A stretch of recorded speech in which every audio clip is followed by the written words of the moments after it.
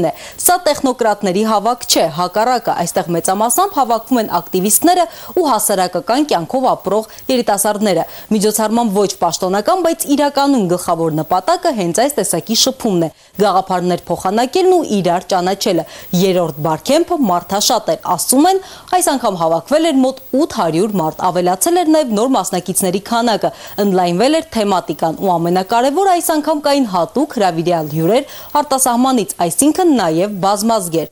Բարքեմփ չկոնֆերանսը հենց այդպես ոչ ֆորմալ, նույնիսկ սիրողական ոճով տեսագրված կներկայացնենք հենց հիմա։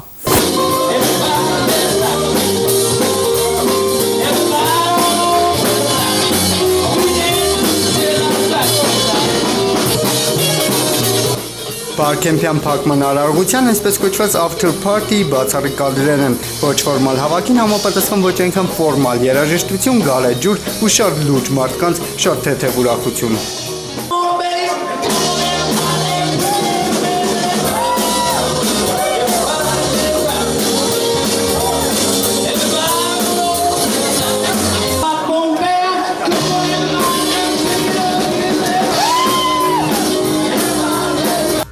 Բայց մինչև դեռ 2 օր պետք էր գրանցվելու ներկայացումներ անել ոմանց համար Բարքեմփի խնջույքն ու գիքային կյանքի վերջին օրերն էին։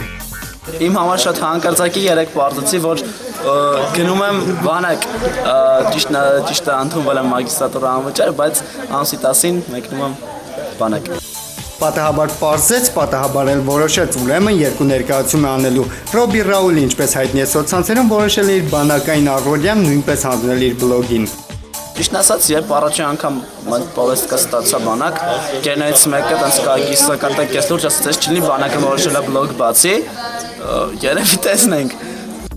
Այսպիսով Բարքեմփ 2011-ն անցավ պատմության գիրկը փառքի ետևում թողնելով 80 ներկայացում, նոր ծանոթություններ, 14000 թվիթ ու ետխնջույքյան լավ տպավորություններ։